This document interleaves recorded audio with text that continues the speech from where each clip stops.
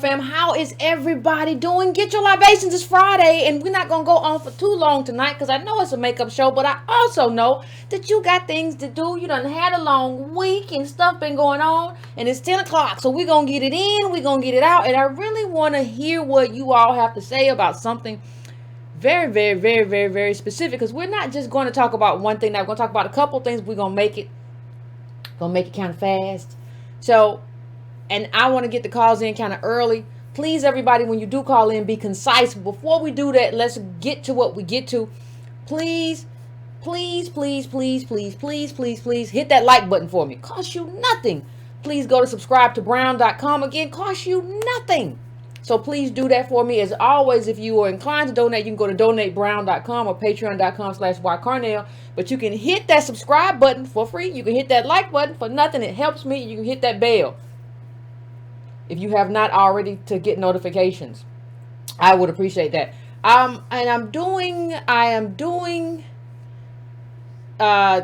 deciding on the next book club. But you know that there's a Samuel L. Jackson movie coming out that I think we should also do a movie review on when it comes out. We should go see that and do a movie review on that movie, and because it kind of gets you in the habit of dissecting things and assessing things and things of that nature. So I think we should absolutely, I think we should do that. I think we should do that, Adolph. So as we get into this, fam, this was the talk of the morning. This was the talk. This was the talk. Everybody, look.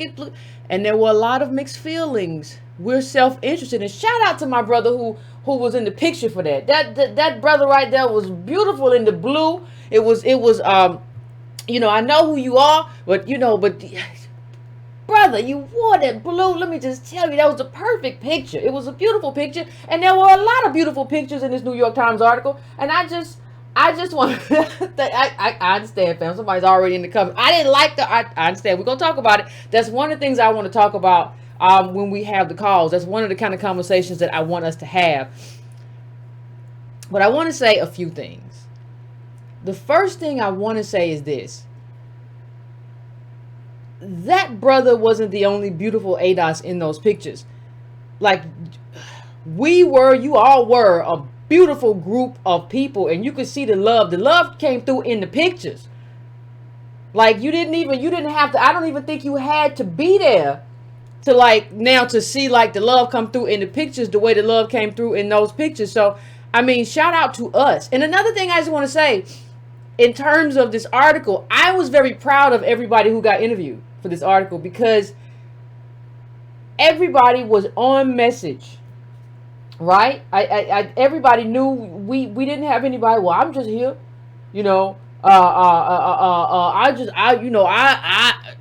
tell you what. Oh Lord, when somebody says I tell you what, I'm gonna tell you how I really feel. No, this is about our specific agenda, our black agenda, and then our ADOS agenda. This is about very specific things. So I was very proud of everybody who was quoted. I didn't come away necessarily with the with the same, and that's fine, with the same perspective as some people did. I saw somebody in the article in the chat say, I hated it. I understand that, because we're very tired of the xenophobic and all of that stuff. We're kind of, and I understand that annoyance. Trust me, I do. But I think the significance of this piece, and I tweeted this morning, is that what this shows more than anything is that ADOS is here, right? We are a force in politics. And what that means is the only people who can take that from us now is us, right? If they had, in order to take us out, they would have had to do that in infancy when we just started out, and those smears would have had to work. But it ain't work. So we're here. And we're going to write this story, and we're going to get to decide whether or not we stay here. Now, I understand a lot of the stuff that's been included. I understand. I don't know why anybody talks to Talib Kweli. Like, it don't make no sense. I mean, haven't I proven myself I deserve? And I understand sometimes you don't want to call things into being. But geez, I think we deserve a better opponent than this little fellow that keeps running around and talking. So, and I understand a lot of what was said, and I understand the problems that we have. But I think with this one, you have to try to take away the positive takeaway. The positive takeaway is that, you know, I remember people saying ADOS isn't going to last 3 months. I remember people saying Yvette and Tone going to be gone. Okay, they're going to be gone in less than a year. I remember people saying this is going to amount to anything. These people are not going to change anything. They're not going to change the conversation. How do you think they're going to change? How do you think these people on ADOS using this hashtag? These people on ADOS with this hashtag, what you think they going to change? What you think they going to do? You think they important? You think they some big deals or something? I remember all of that. And to go from that, y'all were here, and we done lost some people. We done gained people and lost some people. Go back and look in late 2016, early 2017, at some of the people who were big on the hashtag and then who fell off and went away, right?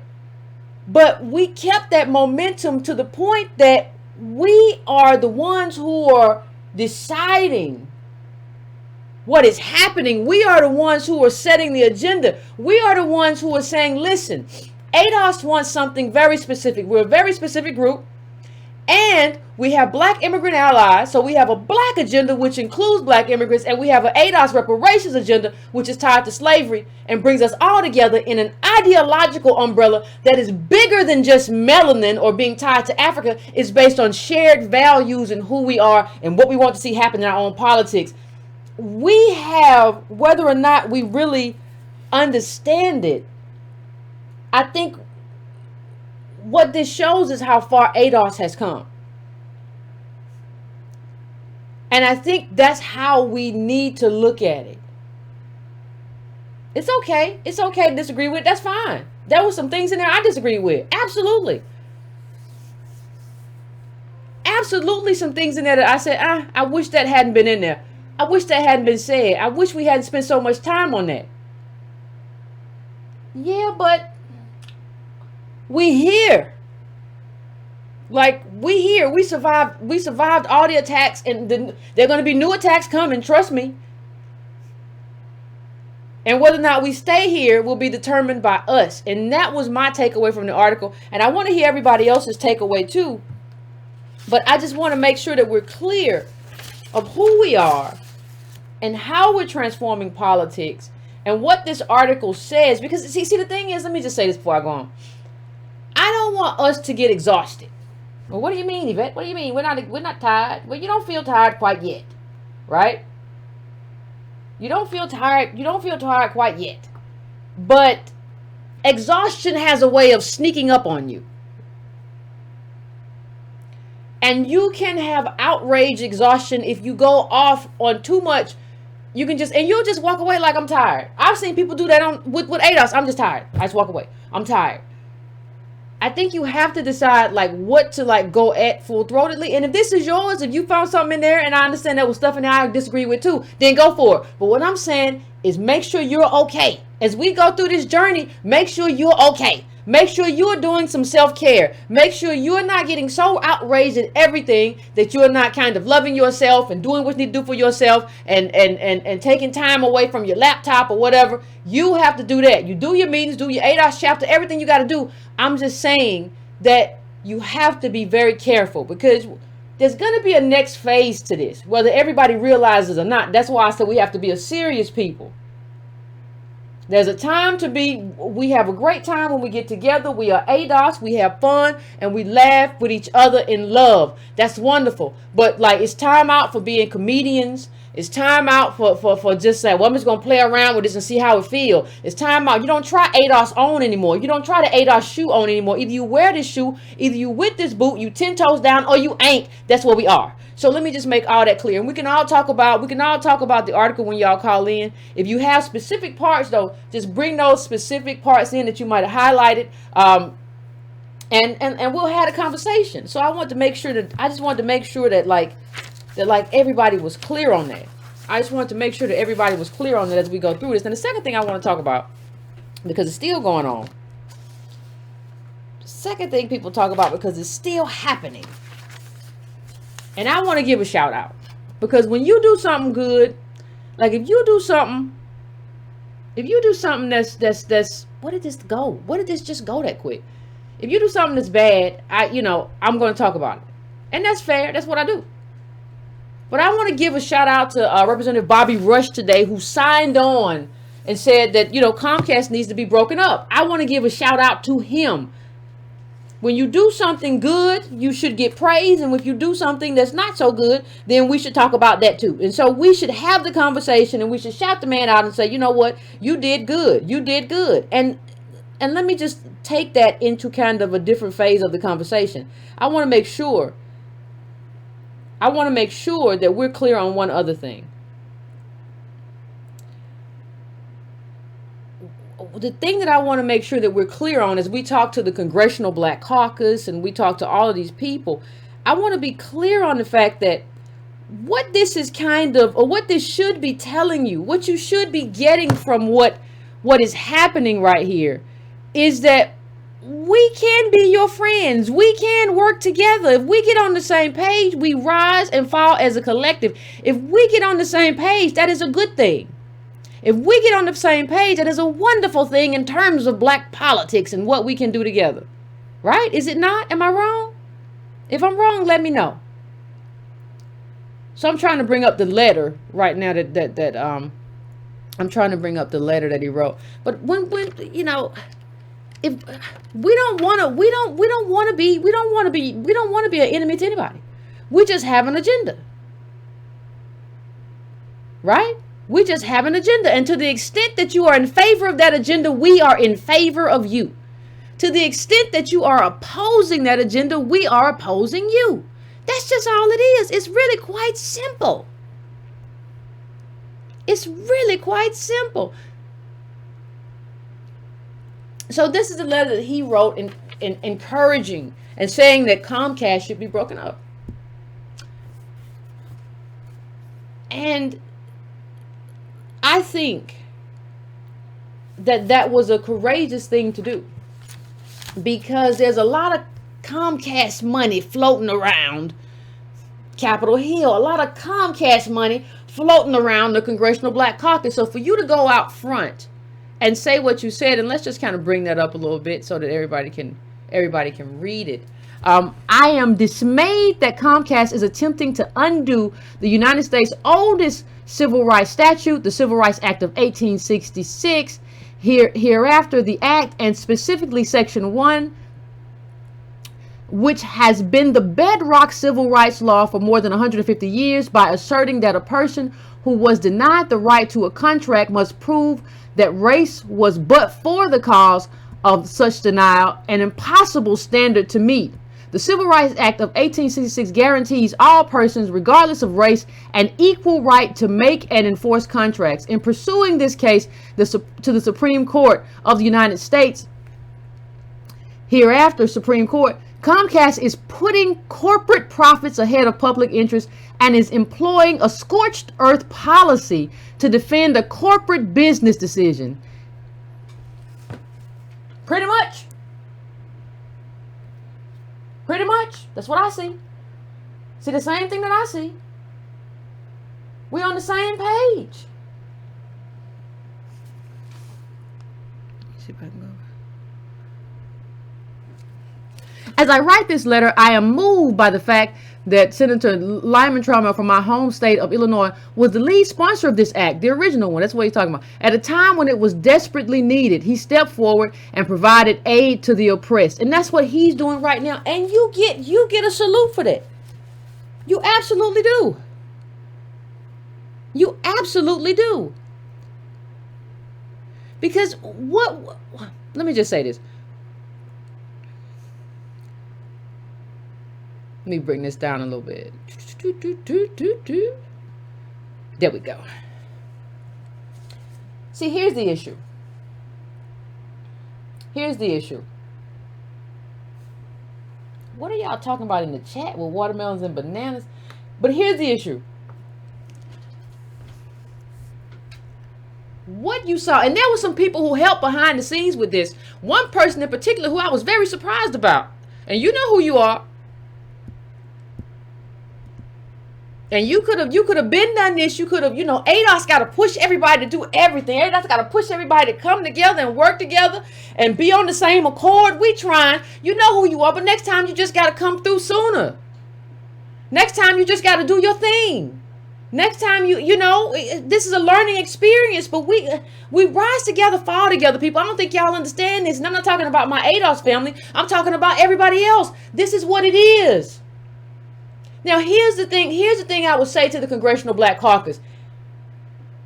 Do you want us? This is a question that you have to ask yourselves.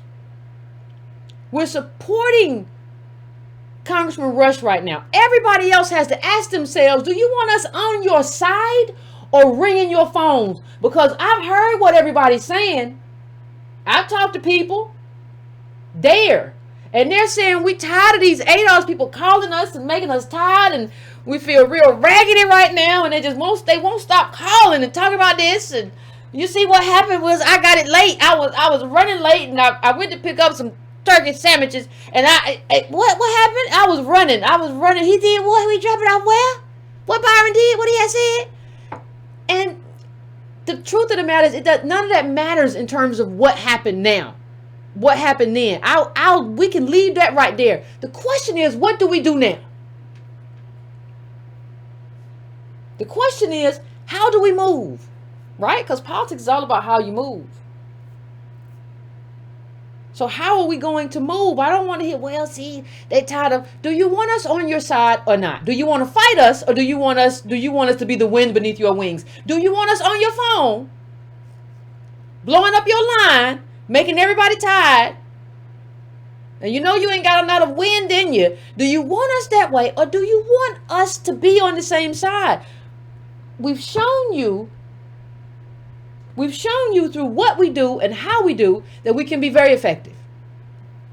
So I think the question that I'm going to put out right now, the olive branch that I am going to extend Congressional Black Caucus, is what do you want? And maybe it depends on how you're built. Everybody ain't built the same. We talk about Congressman Rush. Let's talk about it. In 1963, at the age of 17, Rush enlisted in the U.S. Army and served honorably until 1968. Later, Rush made history when he formed the Illinois chapter of the Black Panther Party, after having been inspired by the activism of Stokely Carmichael and others. During this time, Rush formed the Free Medical Clinic in Chicago. It was later that Rush would confront the political establishment with a more traditional approach. And do we know Rush's history, the other history, like Obama, stuff like that? So certain people may be built for this. And shout out to y'all, but we need other people to be built for this too. And we need to let y'all know too, listen, this is a point of demarcation. If we can get on board with the same agenda, we're the same group. If we can get on board with the same agenda, we can help each other. Shouldn't that be the way it works? And the other thing I'll say is this. Y'all can't now, and I'm not talking about us yet, but the Congressional Black Caucus, Rush stepped out. Y'all can't let him step out by himself. You got to step out with him. I've said this 1,000 times, but I'll say it again. We rise together or we fall together. There is no separateness in this. There is no, well, he gonna fall, but I'm gonna rise. That's what we've been thinking. We're thinking that we can be these individuals. And I'm talking about everybody involved. We're not individuals. We rise or fall as a collective. It don't matter. We're talking about Rush, talking about Byron. It don't matter. The question is, everybody has to get on one accord. We're going to rise together. Okay, now what we going to do? Okay, Yvette, I'm on the call. We're going to rise together. Okay, now what we going to do? Okay, let's talk about it. Let's talk about it. Let's talk about some things that I'm hearing. Some people say, well, Byron, he should drop the case. He should really just drop the case. How you going to drop a case you done won twice in the Ninth Circuit? He's not the one taking it to the Supreme Court. Comcast should just say, look what, you know what? You won. We finished. You're trying to take it to a conservative court to undermine it. Let's talk about that. Let's talk about what that means and what Comcast is doing. This is not the time to be splitting hairs. We can fight about that later. After everything's over, everybody can do what they do and we can dissect everything. Now is the time for that. And let's talk about a lot of stuff. Right? There are a lot of people who are involved in this and involved in a lot of other stuff that I'm not hearing from. And sometimes silence is very deafening. What do you mean, Yvette? Well, let me just see if I can find something. Because I hate when silence is deafening like this. It bothers me. I don't like that much silence. Silence can be, did you ever notice that silence can be very, very noisy? Anybody ever notice that? How silence can be so noisy you don't know what to do with it? I'm wondering where Diddy them at.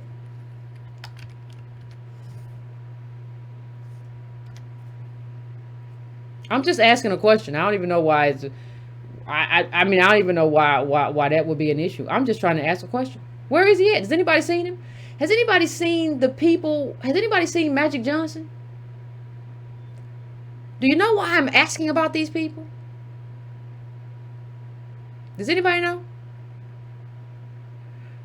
Well, when the whole Comcast, let's just go all the way back.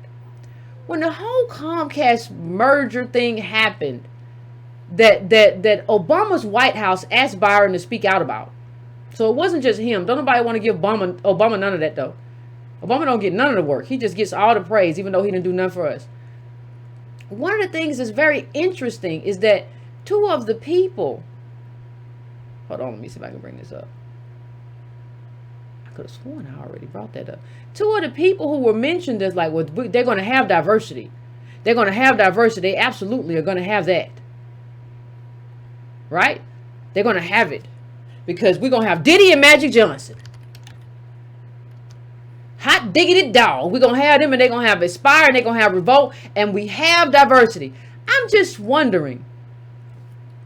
Why haven't I heard from them? Could it be possibly, riddle me this, Batman, could it be possibly that they're not making no money? Like they got this thing and they're not making no money. Could it be the reason that, like, if you're making money, like, let me tell you something.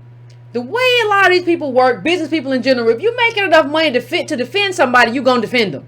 Right? If you got an Aspire deal or whatever, you're going to defend them. But you see that Sean Combs, I think it was last year, let's say 2018, Revolt Media and TV lays off 1/3 of staff. When you lay off 1/3 of staff, that means that you are losing the monies. That means that the monies are being lost. So I think I always just follow the money. We got to learn to talk in dollars and cents. We can't be talking no more in words because words lie, but numbers don't. That's physics. That's all of that. Mathematics, ladies and gentlemen, if he's laying off, it tells me something about the deal that he got. Because I'm not a person who's going to say, well, Diddy's just not a good businessman. That's anti-black. No, I think he probably is. I think something in the business is probably shaky. Something in the framework of how it happened is probably shaky. It's some shifting that's going on because laying off 1/3, that's a big layoff. And if things were working out for Diddy and Magic, I think they'd be talking. I think they'd be saying, like, listen, Byron, I don't know what happened with you, but it's working out for us, bro. So, like, chill out with that. Comcast was good to us, bro. Chill out with that. The fact that Diddy and Magic are not talking, and the fact that what we do know of them, or what we do know of Diddy right now, leads us to believe that he might be losing money with Revolt. That tells you a lot about why they're not talking and how Comcast set them up to fail. So let's talk about it and let's have a conversation about it because it's not looking good. I don't know why. It's not. Look, it's not even looking good for the man who set the whole joint up. Like, it's not even looking good. Who National Urban League, National Action Network, all of these signed this Memorandum of Understanding that, yes, it's going to be diversity. They have assured us. They have assured us that it's going to be diversity in here. They have assured us. They have assured us. They have assured us. They have assured us that we are going to have some diversity in here. right? So that's what was said. That's what Sharpton said. And Sharpton said he came out and he said he was real happy with the Memorandum of Understanding.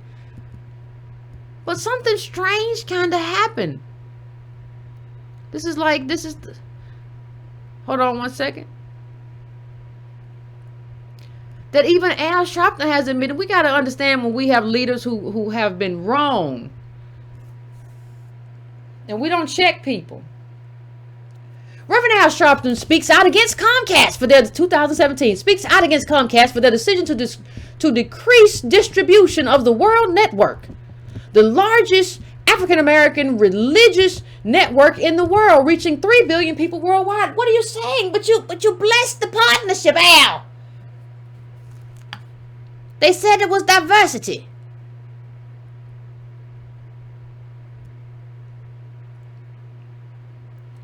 Comcast is following the form, not the substance of the conditions of the merger deal with Universal, the Memorandum of Understanding, which was signed by the NAACP, National Urban League, and the National Action Network, provided for more African American programming, not less. Not less. You thought these people was going to keep their word from a Memorandum of Understanding? Al, you have failed me, my son. So it's provided for African American program, not less. The World Network has the support of African American community and religious and civil rights leaders throughout the world. All the naivete or the checks or whatever. The World Network will also review all of its legal options with the FCC, including looking at their 28 full power TV. What that mean? Full power TV. I don't even know what that means. But the whole point, Al, is that you went down a very, very, very, very, very bad road. You went down a very bad road with these people. Because what they were trying to do, what they want is black talent. See, this is what you have to understand about Comcast. Comcast wants black talent. They want you to be over there, get your cane, ha. They want black representation. They do not want black ownership. And heck, they don't even really want religious programming. How you gonna do that to the World Network? See, Byron Allen said at the time that it happened, he said that this isn't a good deal. Obama asked him, what do you think? And he told the Obama administration, I don't think this is a good deal. And the Obama administration said, if you feel that way, you need to go out front about this. And that's what he did. Everybody's mad at him for going out front when that's what the Obama White House said he should do. Get in front of it. If you don't like it, get in front of it. Talk about it. He ended up suing about it, but get in front of it. Now you mad at him? I just wonder who Obama is that he don't take no kind of, he the Teflon Don. Ain't nobody gonna criticize him, because does that mean if you criticize Obama, you have to realize that you yourself were wrong? I've already realized that I was wrong in terms of my Obama vote. I just don't understand how so many of us have a problem turning that curve. We all been wrong. I've been wrong about Obama. I knew right after inauguration. I knew that inauguration speech. This Negro is on some stuff. He on some stuff. He ain't trying to help us at all. He ain't trying to help us at all. What's that little comedian say online? This is unusual. I ain't never seen nothing like this. I ain't never seen somebody run on Negroes and get Negro votes, and then all of a sudden he decide that, well, I'm here now. I'm just going to talk about middle of the road stuff. I'm not going to talk about change you can believe in. I'm not changing nothing. Changing my address to 1600 Pennsylvania Avenue. That's what I'm doing. Never seen anything like it. Never seen anything like it. Let me just bring this up really, really quickly. Because you have to understand, everything has, did you know that everything has an origin story? It really does. Hold on a second. An origin story. And this has an origin story. And if you understand your origin story, you can really understand, okay, this is what we went wrong. This is what we went right. what do we do? But we just like to kind of glide on past our origin stories and not know nothing. I got a couple of them in here. Hold on a second. So Memorandum of Understanding. This is how it began. This is the origin story. Memorandum of Understanding between Comcast Corporation, NBC, and the African American leadership organizations. The Memorandum of Understanding entered into, it tells the date, this is 2010 when all this happened, whereas diversity is a core principle. Now pay attention, because words lie, numbers don't. Remember, this is where we are. Whereas diversity is a core principle of the way in which Comcast and NBCU conduct their respective business, the National African American Leadership Organizations urge Comcast. Urge is a throwaway word. Just stay with that, family. Urge is a throwaway word. I can urge you to do a lot of things. It don't mean nothing. So let me just start it. Whereas diversity is a core principle of the way in which Comcast and NBCU conduct their respective businesses, the National African American Leadership Organizations urge the Comcast and NBCU improve upon their current diversity efforts in the area of corporate governance, employment, workforce recruitment and retention, procurement, programming, and philanthropy and community investments. Now look at those two throwaway words, right? Let's look at them two throwaway words. Pay close attention. This is something that is supposed to have deliverables. You're supposed to have deliverables in here. This is a quantifiable thing. Instead, what you have in here is urge, right? Improve. So if you're already at a D and I urge you to improve, well, you can get a D plus. This is nothing. This is nothing. Let me keep going. Comcast is dedicated to continuing and embracing the commitment to diversity in connection with proposed joint venture with General Electric with respect to NBCU. Oh, this is nothing.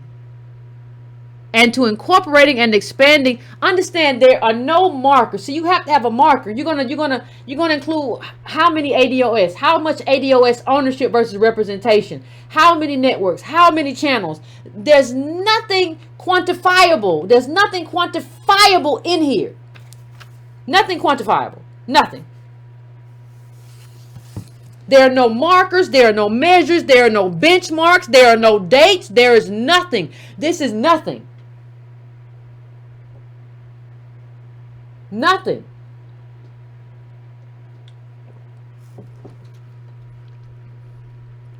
Whereas Comcast and NBCU wish to grow and strengthen their working relationships with national organizations representing African American communities with the goal of maintaining and improving diversity efforts. And then you did a bait and switch. You talked about African Americans and you did minority communities. Well, a minority could be anybody. Anybody from white women to gay men could be a minority. Speak specifically about me and the group that you're talking to. No. You don't get to switch and be like, you don't get to switch from ADOS to people of color. You don't get to switch from net to minorities. Minorities is anybody. So you can put a comedy on about a white gay male family, and that's a minority. No, that's not what we're talking about.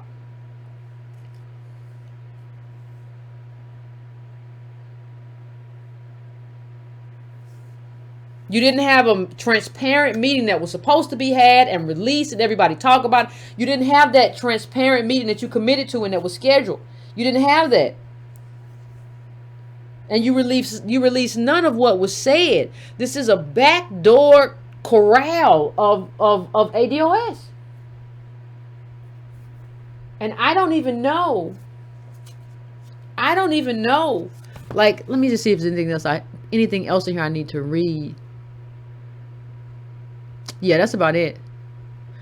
Yeah, who signs on to this?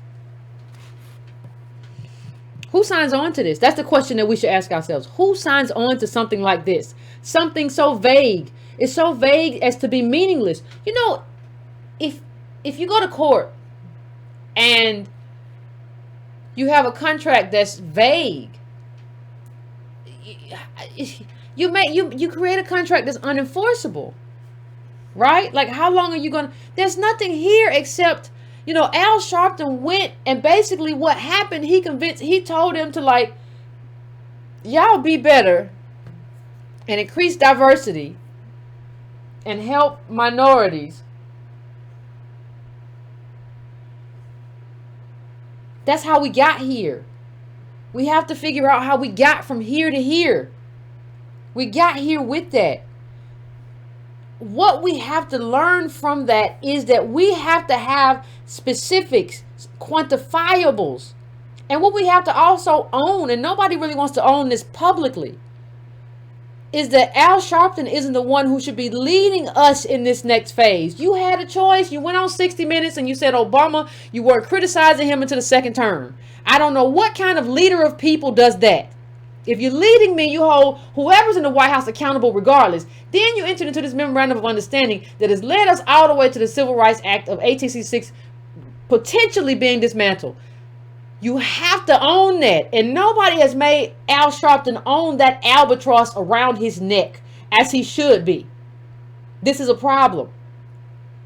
And we have to own what I already said we have to own, is that we rise together or fall together. But that means that all of the Congressional Black Caucus and a far large number of ADOS, everybody has to get on the same page. We have the same values. We have the same ideology. We have the same desire for outcomes. We ain't sitting around somewhere blaming somebody, everybody blaming everybody else. It don't matter what happened back then. What matters is what happened today. And we all have to get on board, which you got to break up Comcast. That's just what it is. Because all of this money and wealth was hoarded during a time when we were locked out anyway. We were locked out. We were the shoes that white America and everybody who accessed whiteness was using to build wealth. We were the shoes, and we weren't allowed to build a company that would have one day become a monopoly. Well, if you're a monopoly and you're not going to play fair, you got to break it up. And that's what Comcast is doing. So break it up. But everybody has to get on board. We need the rest of the Congressional Black Caucus to get on board. Break up Comcast. Why not? They violate. They didn't do what they said they was going to do. So you got to go. Yeah, that's what it is. I don't know what else to tell you. I don't know how you feel or how you think I'm supposed to feel. And we're clear. Some of the best reporting on this has come from the Inquirer.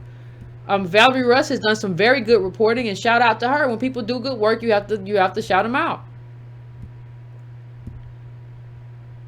And just to go over, let me just see if I see this. And just to kind of go over this, there's a recent article, the November 8th article, just to kind of go over this again to make it plain. You have to make it plain. Let me see if I find the quote I'm looking for.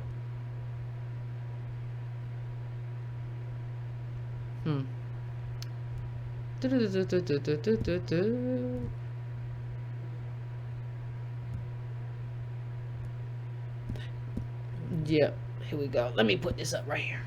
Hold on. Comcast has enjoyed the largest, as has the cable industry in general, of the African American and other minority communities, and has reached such prominence that it now disregards these communities with a cold, callous corporate insensitivity that is stultifying and arrogant, harmful, and intensive. Rush wrote. At the heart of the dispute is a 2015 lawsuit in which Allen sued Comcast for $20 billion, alleging that the cable company discriminated against him based on race when it refused to carry his channels.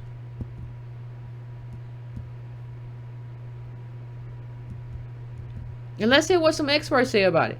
Mary Frances Berry, a lawyer and professor of history at the University of Pennsylvania and a former chair of the U.S. Commission on Civil Rights, says she supports Allen's case against Comcast. They want to narrowly define the act to kill his complaint before he gets to have it investigated through the discovery process, Berry said. They want to stop him. That's what it is. And we have to be, I've said this 1,000 times a day, we have to be on the same page.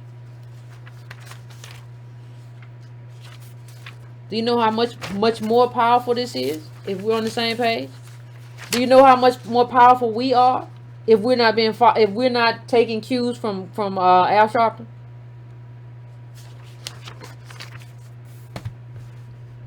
Everybody's got to learn to read everything. And when I say that, what I mean is you got to learn to be able to read what it means that Magic Johnson and Diddy aren't speaking out. That silence means something. See, like you have to hear the words, and you also have to hear the silence, and you have to interpret both of them and tell everybody what that means. That silence from them is telling.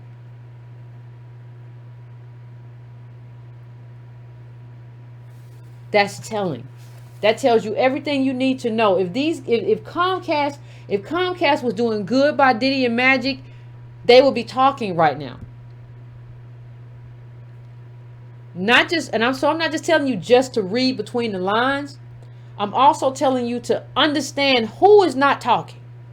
Like when a debate is happening and somebody's not talking, you got to understand who is not talking. And you got to figure out why they're not talking. Because the whole thing was based on them.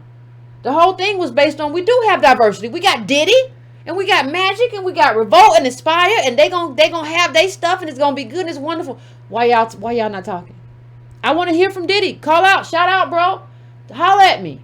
You making good money with Comcast? Shout at me, Magic. You making good money with them? How much you making? Let me see it. Just send me, shout it out. You an owner, right? Like, show me that ownership money. Right? That's what you said. I've heard different things.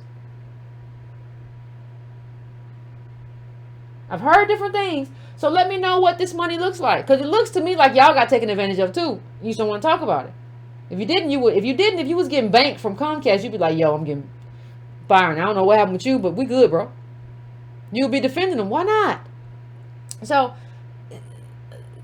that's what I wanted to talk about.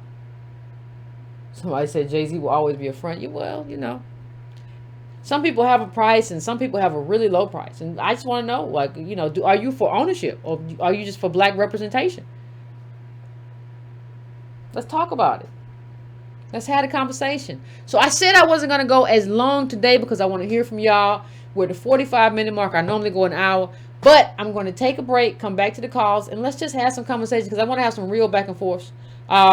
With everybody, and we can talk about the New York Times article, we can talk about Comcast, we can talk about being a collective and how do we maintain and stay together and be on the same, have the same kind of ideological awareness, if that's if that's a phrase. Like, how do we make that happen? All of that. We have to talk about all of that. But listen, shout out Representative Bobby Rush. I really want to get us into a space where, and I'm going to say this again, where we can be a support mechanism. If y'all show up for our agenda, CBC members, we going to show up for you. We would love to be on the same page. Y'all just got to get on this page and we there.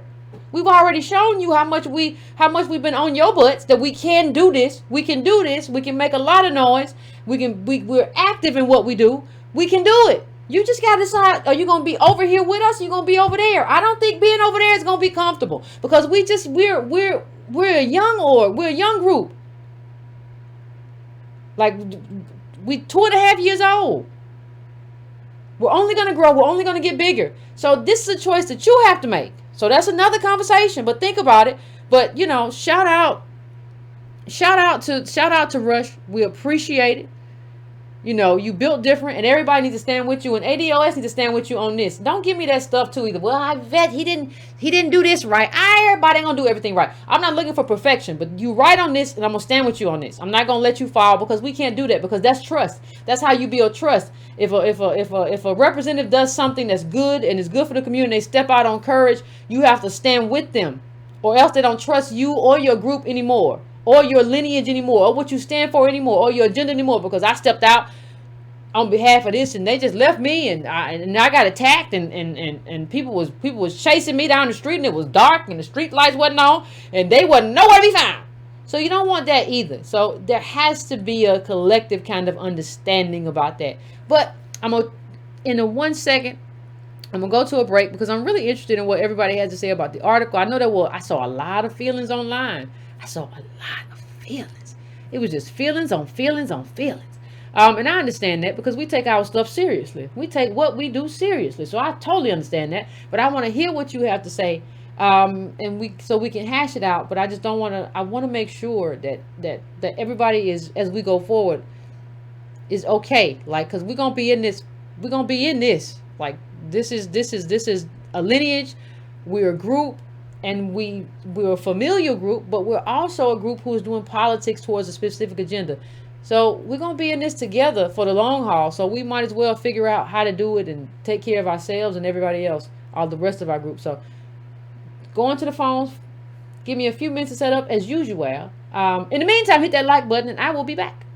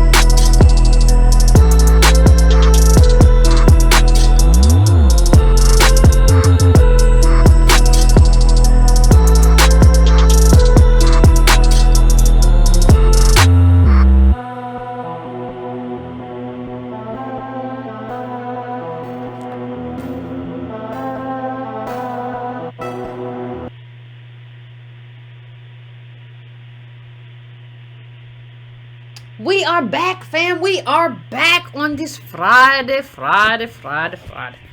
We are back having a conversation, a political conversation. Showing up Friday night talking politics is a beautiful thing. Beautiful. Okay, I am going now to 850. I'm coming to you. What is your name? Where are you calling from? And what's on your mind? Let's be concise tonight, my friends. Hello? Hello, my name is Drew. What's going on, Drew? Hey, I'm from Florida. Oh, what part? Panhandle. Okay. Yeah, Pensacola area. I got you. Yeah, I just want to, I'm just calling in. I just want to say, I really appreciate and love what you're doing. I see y'all all the time on YouTube, and you're very serious about this situation for us, ADOS, and you're on YouTube every single day, damn near almost every single day, and that really shows me that you're really concerned about it. And I want to say this to you, Yvette, and Tone too. Shout out to him. Yeah, shout out. Don't let anybody hijack your movement. I'm just gonna be real. Don't let anybody hijack your movement. I'm not trying to bring in no beef with y'all, nothing like that, from anybody else. But a lot of people know what I'm saying. Don't let nobody else hijack your movement. And we all know what ADOS means, and we all see the work that y'all trying to put in, and where y'all trying to get us, and where y'all trying to get our minds focused at. And I really support y'all. Really love y'all for what y'all doing. Personally, I think it's going to take a different way in order to get reparations for black people. I think it's going to take, I think it's going to have to go to a whole other level, personally.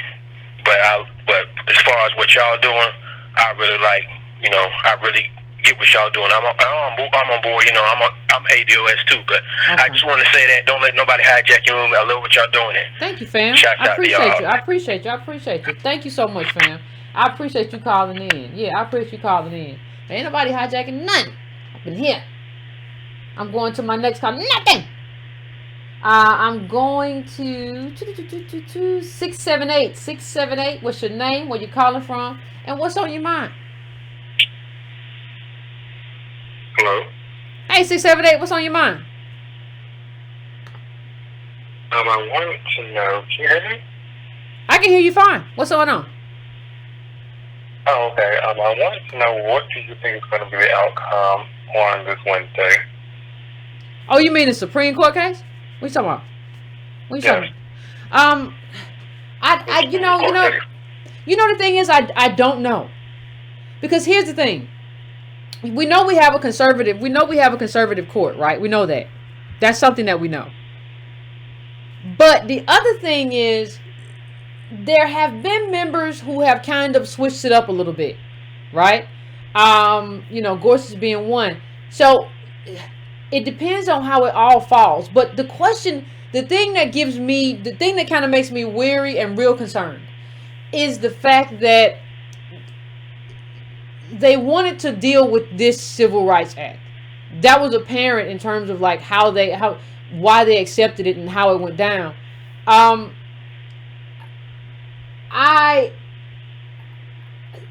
So I'm very concerned. I'm extremely, and I think you should be concerned when you're going into a conservative court.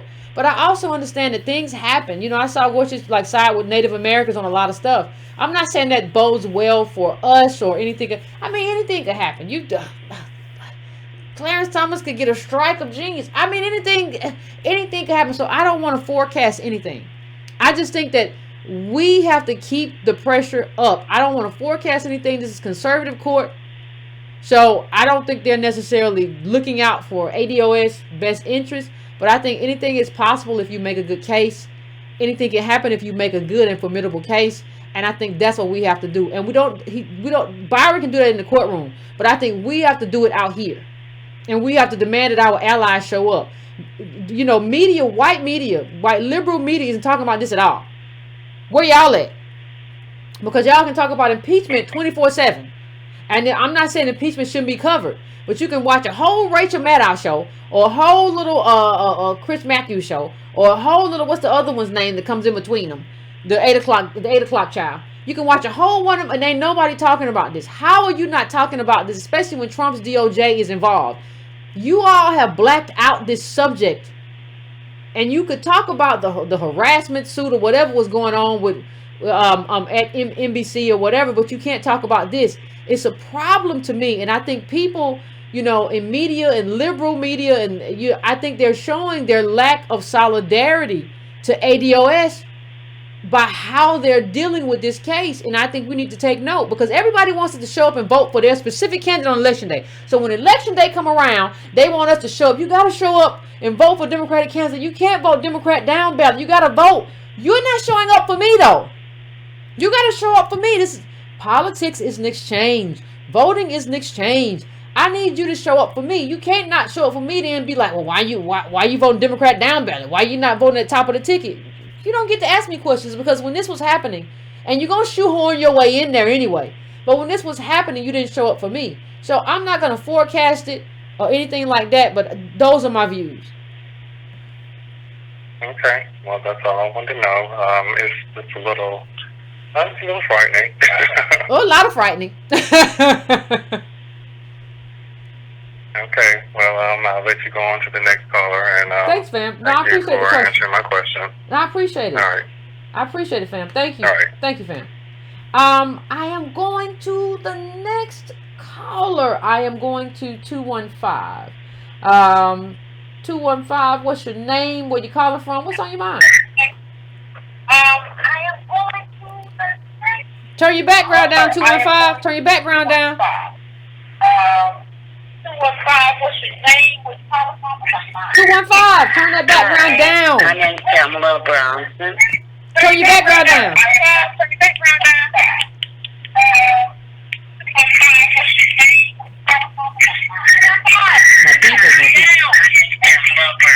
You can't find it. I'm doing it. It's taking a minute.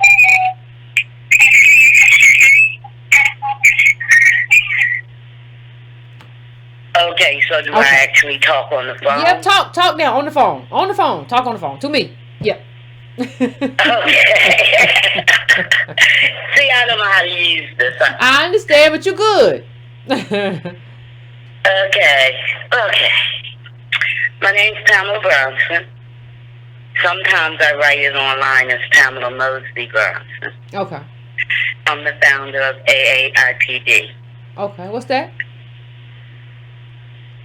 The African American Independent Public Domain. Okay. Yes. And I've been following your organization, and I've decided to support it.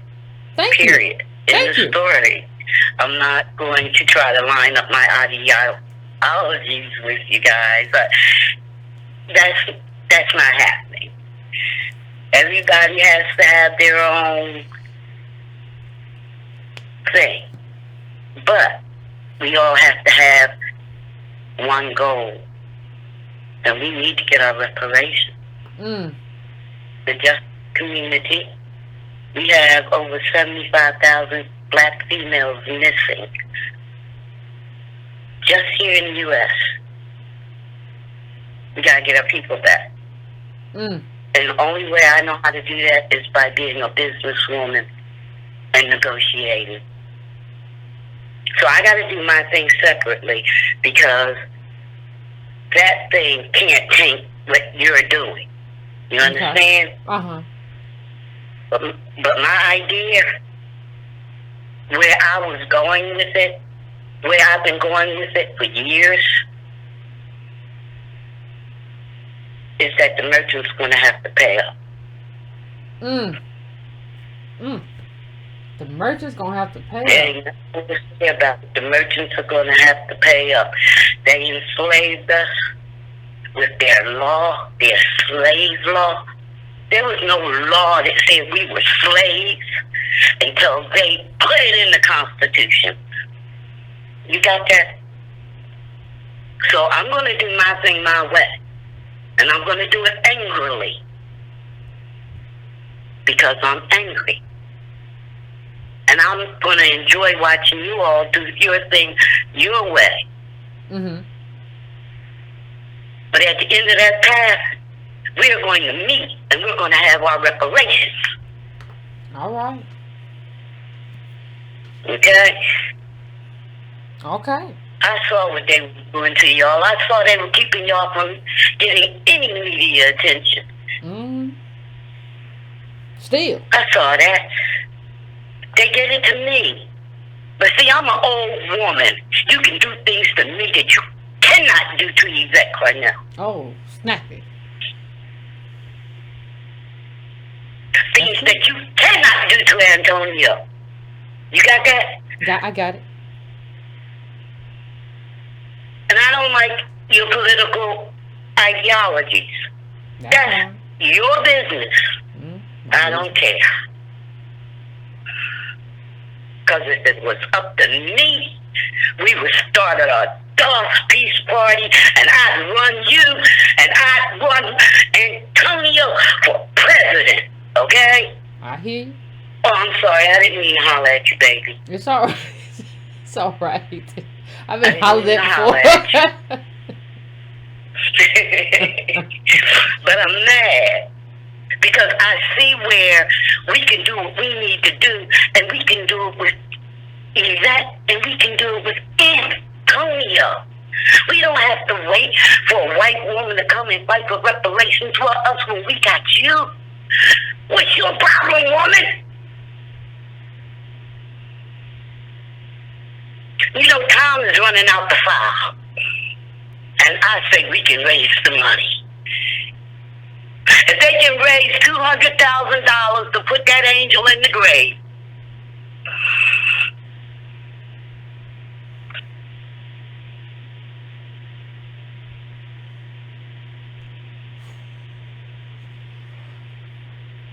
you just think about it, okay? I will, ma'am. Thank you. I appreciate I'm not your putting call. any pressure on you. No problem. You just think about that. Thank Because right now we got to get up off our asses and get on the move. See, things are changing faster than you realize. I got you. Things are changing faster than you realize. Automation is coming. Uh-huh. I've been showing you guys what's going on in the technical world for a reason. You got to be forward-thinking when it comes to technology. And I see the direction that the technology is going in. I appreciate you. I appreciate you. I appreciate you. I want to thank you for calling in. I gotta go. But I want to thank you to the next couple trying to get them in. But thank you, ma'am. I appreciate it. And I appreciate you going to run me and Tone. I appreciate the confidence in that. In us as a couple of people. I appreciate it. You know, I appreciate it. I appreciate it. What's wrong with y'all? Y'all in the chat. Anyway, let's go to the next caller. Let's keep it concise and we're going to keep it moving.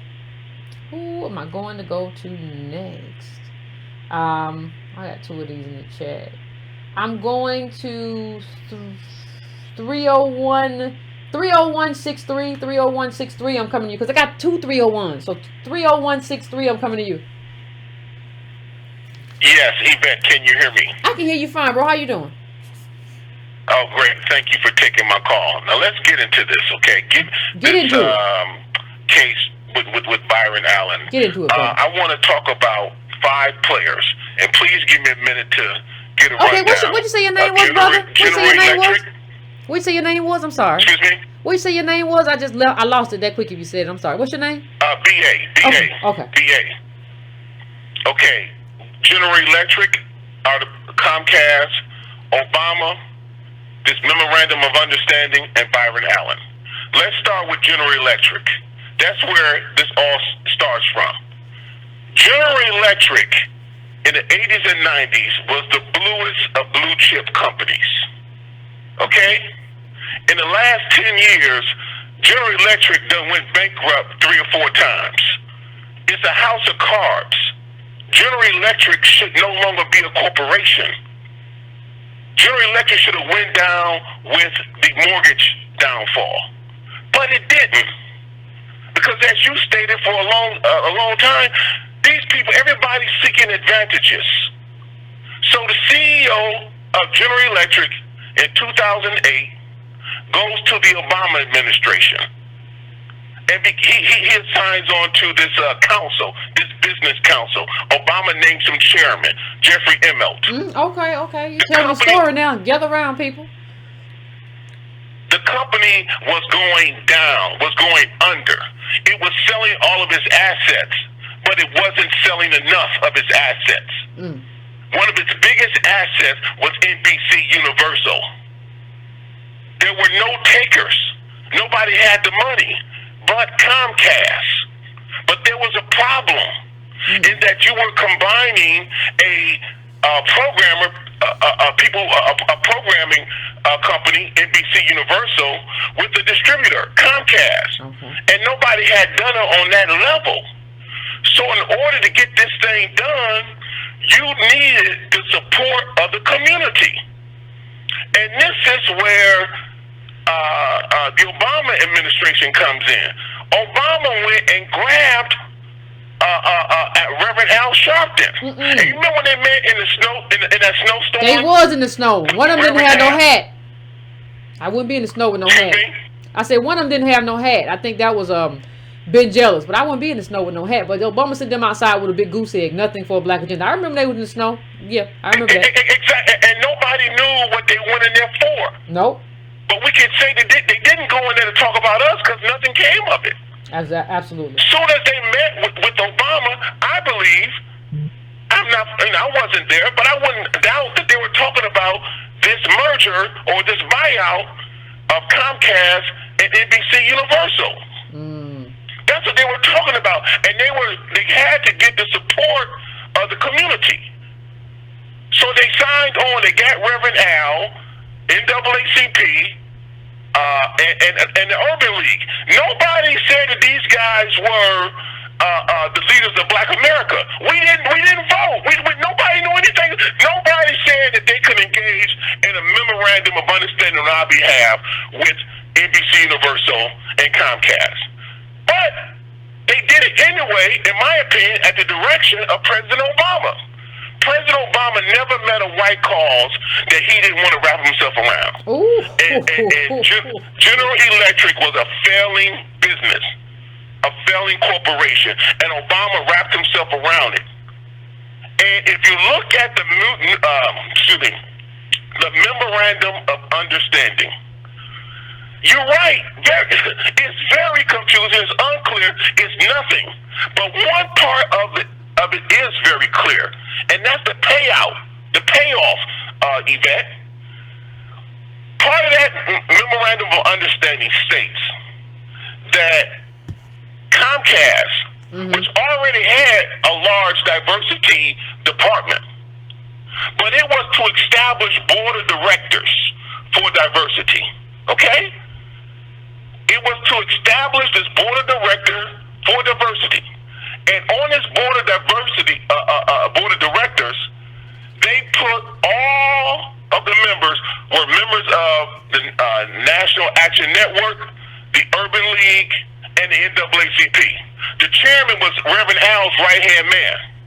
And in that Memorandum of Understanding, they stated that they were to pay them. That's the payoff. They all got paid for sitting on that board. Sounds like the HR 40. Sounds like the HR 40 commission where everybody want to get paid. That's why I said take payment out of it, with the exception of like hotel rooms and stuff. Yvette, they all got paid. Now, when this went down, I got to be the Congressional Black Caucus Waters, Maxine was on it. Maxine called it what it was. It was a plantation. It was not equal. Okay, we were not getting our equal share with this P. Diddy and Magic Johnson channels, which were not even black owned. Maxine Waters called it out, but Maxine Waters had to step back. The Obama people told her, leave it alone. And they thought that they could pull this over on black folk. You see, this was our chance to really, really, really get things done, to really shine, because GE was in distress. But they got our civil rights dudes, guys and gals, to sell us out.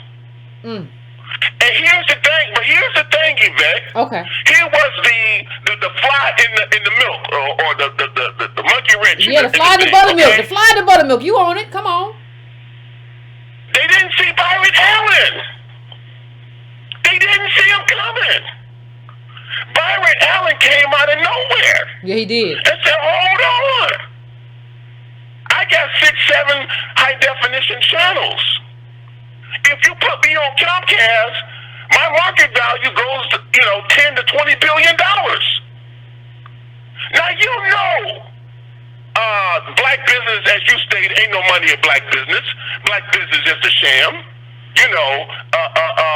Diddy and Magic getting paid last. The white boys at Comcast getting paid first. They don't want no real black channels on Comcast that they don't run and they don't control. But Byron had 7. He said, "Give me my chance. Give me an opportunity. If you're all about diversity, which is a shield, a corporate and government shield, diversity means nothing. Put me on the Comcast outlets." And no way are they gonna do that, because that's something that's real. That's something that's tangible, at least for Byron Allen. What Reverend Al doing, what they talking about, is a shim-sham. What Magic is doing, hell, Magic's trying to set it up to sell out. Diddy trying to sell out. He on the same line, the same tune with Jay-Z. These guys are trying to leverage Comcast so they can sell their companies or their sharing companies. You know what I wonder? But you know what I wonder, Carla? What was the Obama administration up to, right? Because on one hand, they were kind of telling Byron, well, what do you think about this? What do you think about this Comcast? And he was saying no, and they were like, oh, well, you should get out there. You should get out there. And on the other hand, they was talking to Mark Morial and them, according to you, like what you're conjecturing, that they were talking to Mark Morial and them and saying saying another thing, right? And making a deal. Right. So they were playing like, if that's the truth, we don't know, we weren't there, but I'm just saying if that's what happened, they were just like playing Black America against each other, right? What they were telling Byron amounted to nothing. You got to look at what occurred, what happened. And what happened was this Memorandum of Understanding. That's where Obama's loyalties lied. It lied with General Electric and Comcast. Again, this deal was to rescue General Electric from bankruptcy, which, by the way, still may go bankrupt in the next year or two. Okay?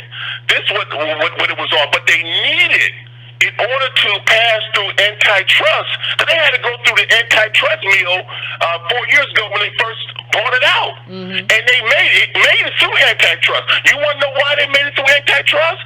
It's because they had the black, the Latino, and the Chinese, Asian corporations on board saying this will be good for the community.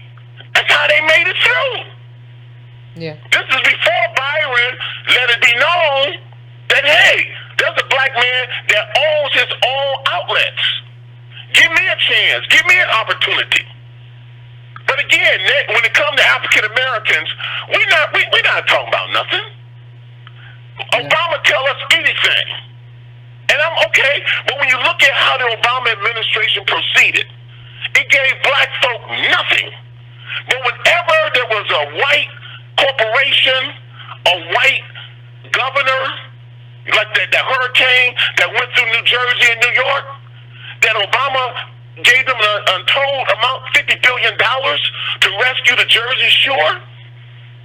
Oh, that's where Obama saved lives. But when Detroit, when Flint needed help, Obama turned his back. Yeah, he drank the water and said, the water tastes all right to me.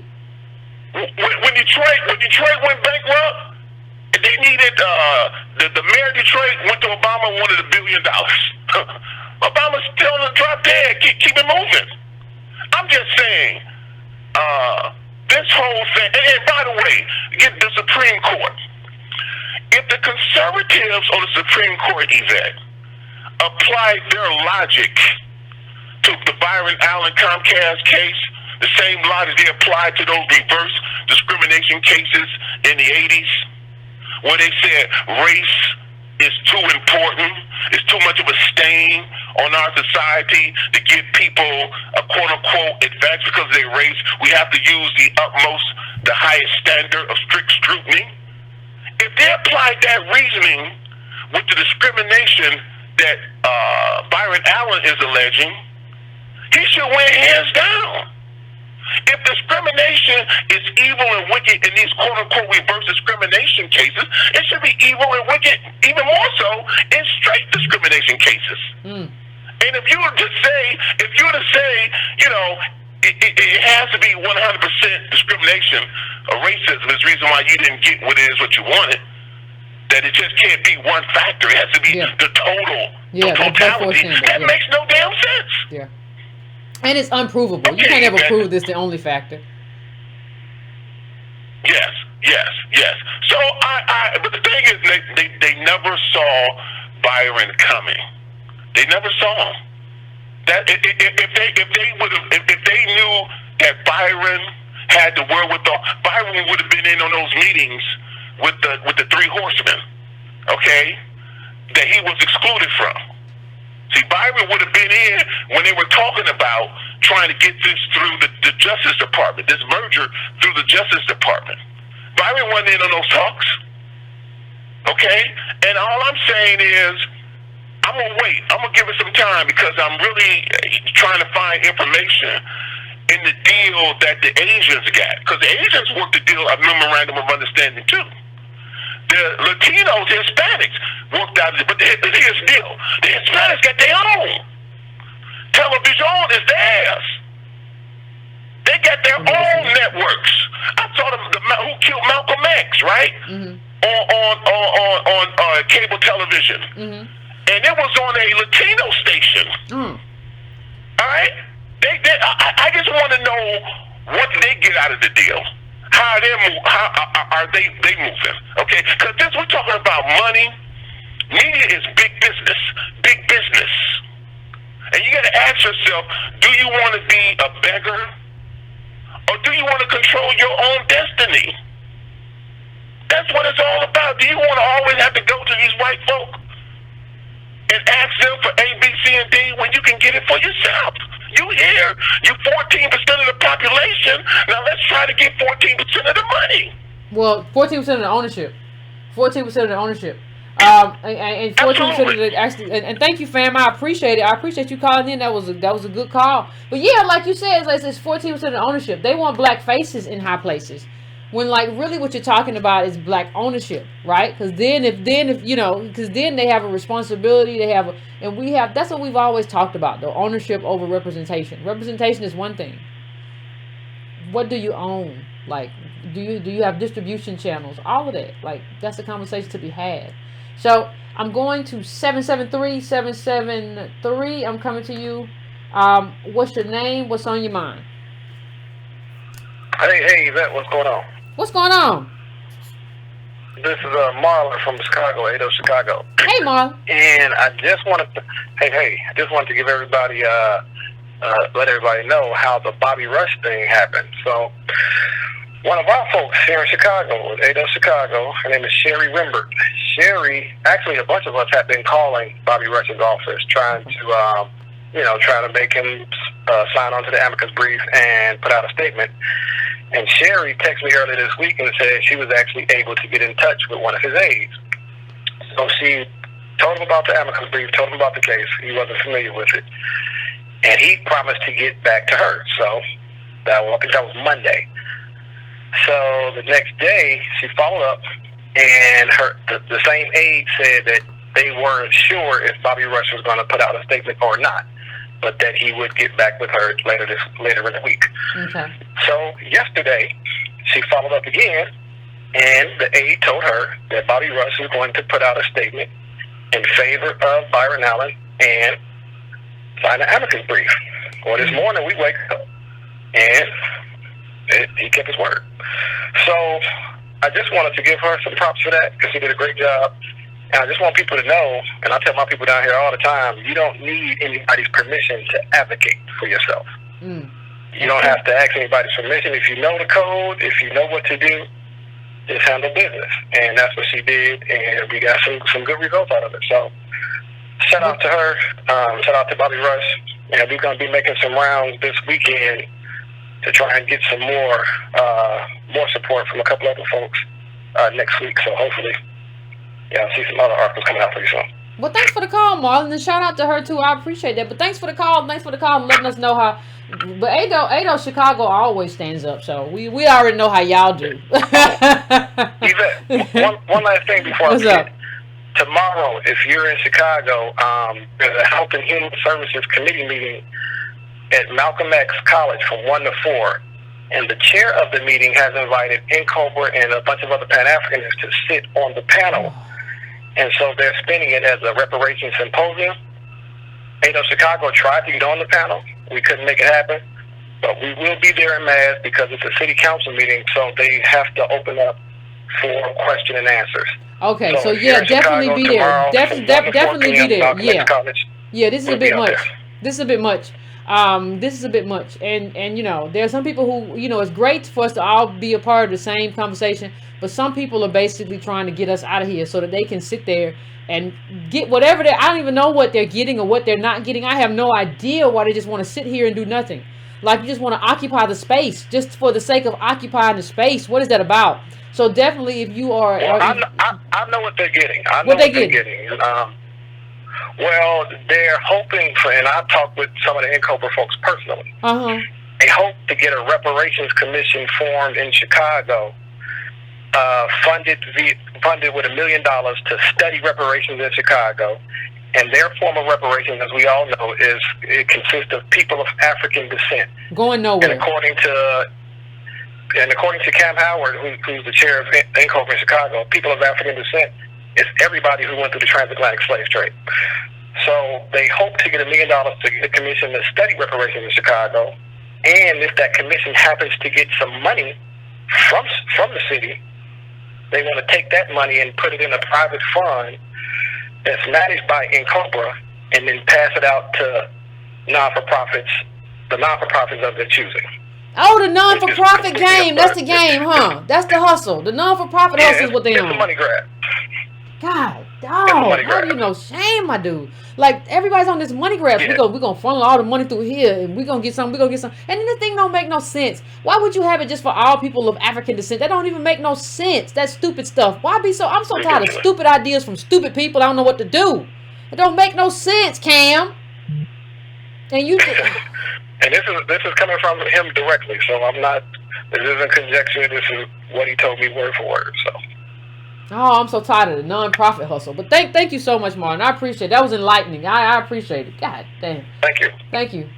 Yeah, the non-profit hustle. I'm so tired of that. We're gonna funnel it through all these non-profits. Come on, man. Like, the stuff you got ain't gonna never go national. It ain't gonna never go national because it don't make no sense. Hell, if I was a white person, I'd reject it. What you mean you're gonna give it to all Africans, even the Africans who didn't come, who weren't victimized? You mean you're gonna give it to Africans black immigrants who come from African descent, you're gonna give it to them, and they came here voluntarily, and I ain't paying that. Get this out of here. Kick this away from me. This is stupid. It is stupid. At some point, you gotta stop being stupid in Cobra.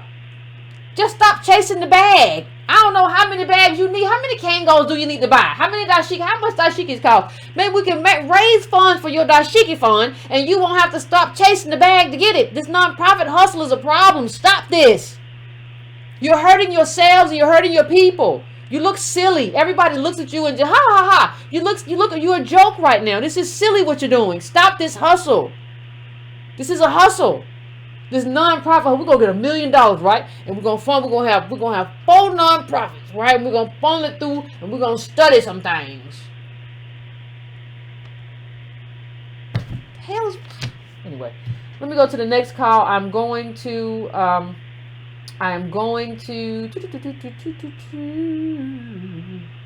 a lot of stuff going on here, but I'm going to 3013. I'm coming to you. What's your name? Where you calling from? What's on your mind? Hey, good evening, Sister Yvette. This is Marshall calling from the DMV. How you doing this evening? Pretty good, Marshall. How about you? I'm good, sister. I'm really good. I wanted to speak briefly about the article today, the New York Times. I will say that I was excited that it finally was released, and I have to totally agree with you. The pictures and the New York Times pictorially, that's a word I could say, really got the wonderful love and energy that was expressed there at the conference. I love the picture of you and Dr. Cosby and Cornel West and Tone, in that circle praying. And shout out to Brother Travis, who had on the blue ADOS brother was outfit. on it. Yeah. That brother was clean. That's what you do.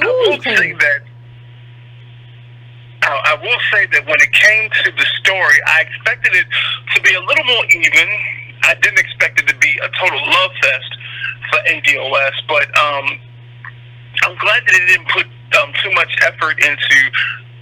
Talib got one little quote. There was a few disparaging quotes from people. What really pissed me off about the article was that the last quarter of it, the woman who started the whole bot narrative. They didn't use her tag. They didn't use her tag, but they really painted her in this picture of being a victim. And I'm screaming at the article, me being nerdy, being a reader. I'm like, you were the one that started this whole bot narrative. And I'm like, and they chased her down and gave her some time. Hold on, Carla. She created this whole bot narrative, and she never had any evidence. Like, can't think her way out of a paper sack. Like, she started this whole bot narrative. She went head to head with us on a Saturday one day. Like, and she was just like, you got to check the internet it's evidence on the internet. It's like, no, you made the accusation. It's up to you to provide the proof. And the same thing goes with old man Ebro. Like, you keep saying that we're funded by Nazis or whatever. Like, at some point that becomes like a libel or a slanderous lawsuit at some point, because now we have somebody who has investigated it at the New York Times. Now, if you have evidence that she's wrong, which I know you're not gonna find, because I know where the money's come from. Any money I got, I never got no money but from small donations and YouTube. So I want you to prove it, and I think we should call on Ebro to prove it. But I think you're right in the sense of, like, what is this? What is happening? Like, this doesn't make any sense. You know what I mean? Yes, ma'am. Absolutely. I also just want to bring. Between Brother Marlon and the other brother from Maryland, they gave great breakdowns and critiques of Representative Rush tonight. So I'm not going to go deep into it. I will say that what we are noticing and what is becoming horrifically clear is the absence of leadership. And when I say the absence of leadership, I mean leadership that is directed towards us in the positive. There used to be there was a representative out of Missouri, I think his name was William Clay. He wrote a book called Permanent Interest. And this was a book that came out in the early 90s, and it spoke about the power of the CBC and what its true mission was. And when I look back at it now, I haven't read that book in over 20 years. Okay. But when I look back on it now, and I'm seeing what's happening, this particular case, if you could just follow me here, it wasn't a hard case to them. I don't see it as a hard case towards black people, as in it wasn't a case of brutality. It wasn't a case of immediate rights, even though it dealt with the Civil Rights Act of 1866. It wasn't on their radar. And because it wasn't something that would affect us currently from their perspective, it didn't get the burn, it didn't get the type of attention that it needed. And it was something like, unfortunately, with our back and forth today, I was actively on Twitter myself today, just as you were with Nicole Hannah-Jones, with her being with her being dismissive in the video, and everybody who's on Twitter today knows which one I'm talking about the case. She had the sentiment of a lot of our representatives and a lot of our leadership, in that this wasn't something that we feel as though it's going to be immediate effect on your life. So why really pay attention to it? But if you understand leadership, you understand that it's the little things that you have to deal with when it comes to, black people, in which, the bigger things won't be that, if I could say, that much harder to deal with. This was a case that they felt as though, all right, this is just one rich black man who's pissed off and taking this case to the Supreme Court. And, there was this one sister in the video who was like, no, they sued him. And it's not even that. Like, when he's suing these networks. But the thing about it is, like, First of all, when do you decide to sue? Like, because all of this hubbub started during the Obama administration. Like, so let's just first understand this merger and all this started well before Trump became president. Everything started before that. So he takes him to court, and then he doesn't do well, but he wins in the Ninth Circuit twice, right? So usually you win in the Ninth Circuit twice, it's normally like that should be over. So he won in the Ninth Circuit twice. He's thinking, okay, I got him in the Ninth Circuit. I'm good. I got this. I've won. They appealing. They going all the way to the Supreme Court with it. So at that point, you can't say, well, I'm going to drop it now because they going to the Supreme Court. You can't drop it now because you won. Like, you won in the Ninth Circuit regardless of what happened at the other courts. You won in the Ninth Circuit twice. So you have to then, after you won, You can't drop it when you go to the Supreme Court. Like, they should have just left it alone. He won twice there. Why are you still messing with it?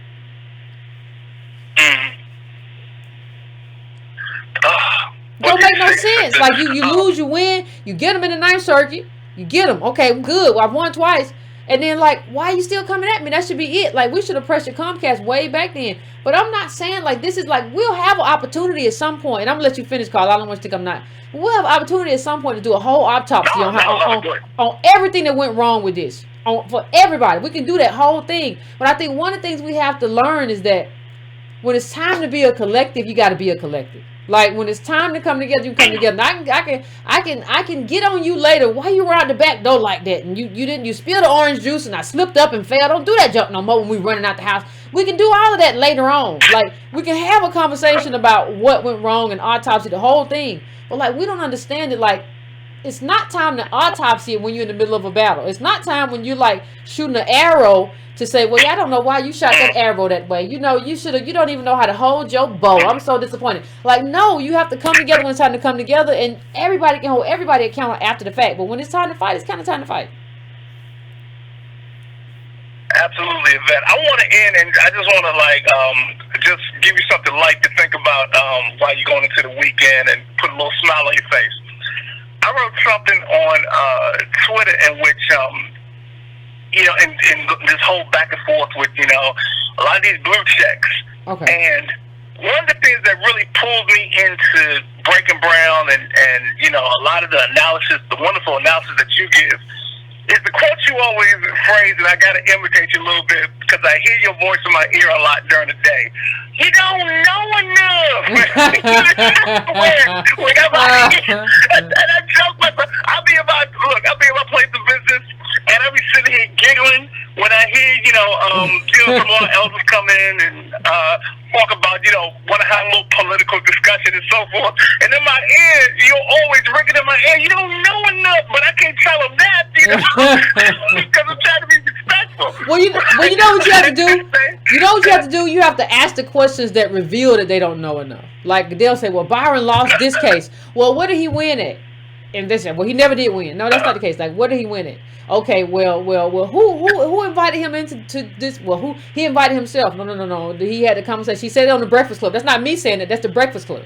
Like, he talked about it on the Breakfast Club. So I think, a lot of times you have to just, instead of, it's good to argue, and that's fine. I do a lot of that. We all do.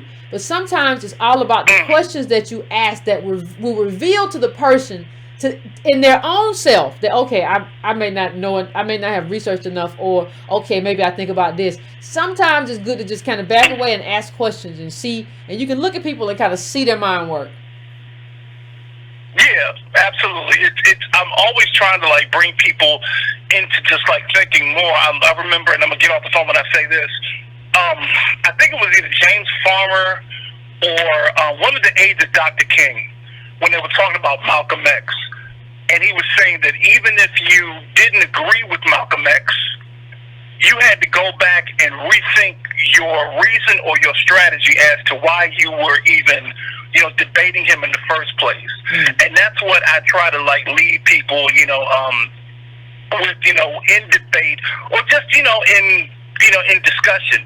It's like, even if you don't agree with me, I want you to go back and rethink your stance. Or if you're turning me on to something and I may not agree with it, it's about thinking and it's about learning and growing at the same time. As always, sis, love you.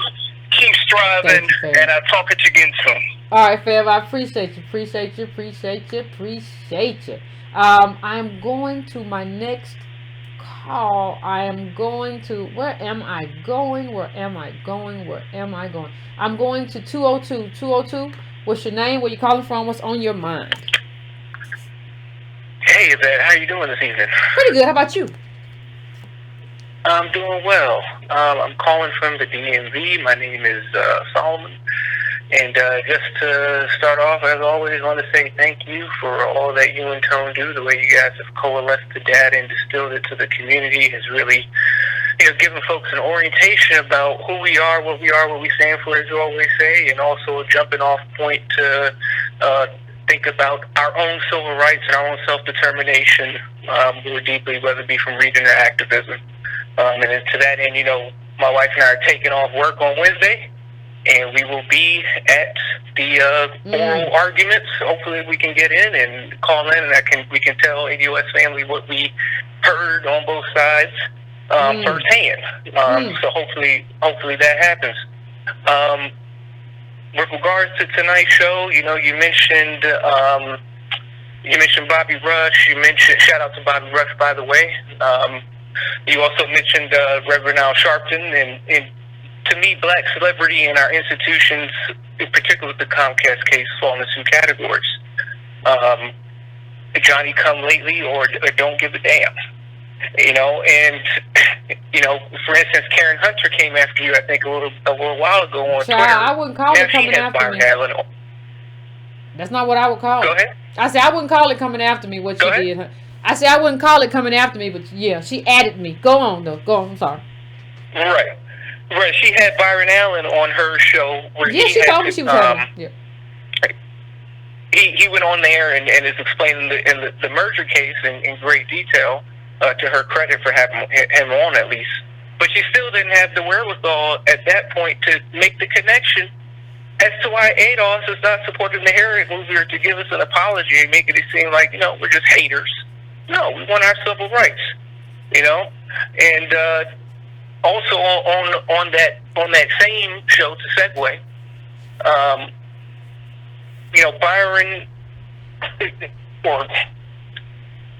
Byron also mentioned something that reminded me of what's going on also in the Supreme Court.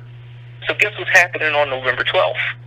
You have Trump, U.S. President versus NAACP, and they're arguing over DACA.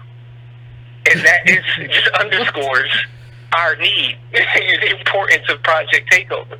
You know what I mean? We have, it makes no sense how you have a singular figure in Byron Allen, a private citizen, taking on a multinational and the Trump administration, because Trump's DOJ is going to be arguing for Comcast. Chamber of Commerce. And on top of that, the United States government arguing against its own laws and protect its own citizens. You said it. You said it right. Go ahead, Yvette. No, I said you said it right. That's all I said. You keep going, fam. I said you said it right. That's all. Right, exactly. So, it's just a failure of leadership. Oh, that's what Byron Allen said on the show. He said that the first time he took the case, they had a black judge, and that black judge did not meet with either of the parties' lawyers, either Comcast, Charter, or Byron Allen. He threw the case out of hand. How was it that we have a black judge who puts you in the space and you're not standing up for us? You have NAACP signing on to the Memorandum of Understanding, and out here fighting for DACA, whether or not you think it's a worthy cause or not. Where are you on our civil rights? So it's a lack of leadership on a lot of fronts, and that's unfortunate. But fortunately, we have folks like you and folks like Tone. And I'll end it with a question, if I may. Go ahead. I know that Tone has talked to Byron on a number of times. I assume you have as well. And I've heard Byron on a number of occasions categorize the Civil Rights Act of 1866 as, instead of, this isn't his belief, he has said, but he said that historians have distilled the history in this way. Some historians, that instead of 40 acres and a mule, we got the Civil Rights Act of 1866. In your conversations with Byron, or in Tone's conversations with Byron, has he ever said that he agrees with this distillation? And if so, does he plan on arguing that in the Supreme Court case on Wednesday? The reason I ask that is my concern is if he does argue that on Wednesday and wins on those grounds, what does that mean for the case being made for reparations going forward? Thank you for that, caller. I asked you off the line. But I wouldn't reveal anything about that, regardless if I knew it. If I don't, like, what would be the strategy in terms of going to court? I think that's pretty set, and I think that will be kind of what you expect. But I can't really talk about that, so I'll just leave that as what it is. But I think the Civil Rights Act of 1866 was intended to say, listen, you're going to be included. You are going to be included in what we do. There was supposed to be 40 acres and a mule, and those things would kind of, at least would go hand in hand. But if you don't get that, you're still going to be included. You're going to be a whole citizen. This law will ensure that, and that's not what happened. And I think we as a community have to do a better job of, one of the things that I find in the ADOS community is that, there are a lot of egos. And I don't mean to disrespect anybody, but when you are a member of a bottom caste group, I don't care who you are. I don't care what role you play in the conversation that I'm having right now. You don't get to go and have an ego. You don't get to go and just do things your own. I don't care which group or which person you are. I don't care whether we're talking about me or whether we're talking about somebody else, or whether we're talking about any of the groups or parties we're talking about. Nobody gets to be an individual. We will rise together. We will fall together. You do not get to go and be an individual. I feel this way. I feel that way. I think this, and I went this way. Nobody gets to go their own way. If there's one lesson in this as we go away from this, and this is on everybody, if there's one lesson in this, it's that everybody don't get to walk away and be an individual and I don't get to do my thing and you do your thing. No, we haven't accessed that life. We haven't really fought for that life in a long time. King took a bullet for that life. But I haven't seen a whole lot of fighting for that kind of life. And then we're just going to act like something happened that didn't happen. We're going to act like we were made full citizens, got reparation included into the wealth and economic inclusion. It did not happen. And until that happens, there has to be a collective. And a collective means you have to have coordination within group. You have to kind of move as one in group. The problem that I'm seeing is everybody, well, every time you do this and da-da-da-da, and I didn't like the way you do this. You don't get to say that, sir or ma'am. I don't care who you are. We don't get to do that. Somehow we began to think that we're something that we're not. I don't know how that got started, but let's end it right here. Bottom caste don't get to do that. We get to fight together, in arms together, hand in hand, figuratively, politically, for what we want to do, for what we want to see accomplished. Nobody is one thing. Nobody's, well, I'm a politician. Well, I'm a businessman. I'm a businesswoman. I'm a this, I'm a that. And I don't like this. I don't like. You don't get to do that. That's not who we are. You don't get to go around making these individual decisions. We have to come together and have a consensus on how we would like to see things and how we would like to move based on who we are and our shared ideologies, shared views, all of that. That's who we are. So that's a problem. That's a problem that I'm seeing. A lot of egos in here. Throw your ego at the door. This is all about collective uplift. That's what it is.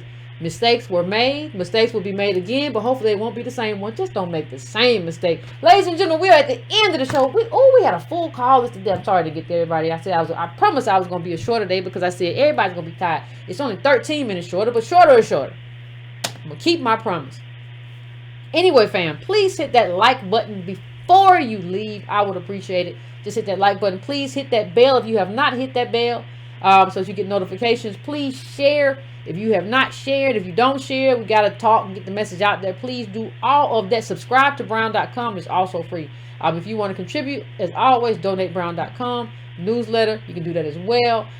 It'll be in the description. All of that good stuff. Whatever you want to do. Patreon.com/WattCarnell. However you want to do, whatever you want to do. But hitting that like button is absolutely free and it's absolutely necessary. So please do that. And fam, enjoy your week. Calm down, relax. Don't let no article, no thing, whatever it might be, don't get no bees in your bonnet. When you get a bee in your bonnet, it's very uncomfortable. So if you have to talk about it, that's fine. Like what you did or you didn't like about it, that's fine. You have a right to your opinion. I agree that there are some things that were wrong in there, some things that I were kind of right, but make sure when you go up, you come down. Don't keep your blood pressure up too long. You got to come down and enjoy life and then go back up, right? So just make sure you pace yourself because we don't want you to run out of steam. Okay, fam? So, fam, finish your libations. Enjoy the rest of your Friday. Until the next show, good night and good evening. And we will talk soon, fam.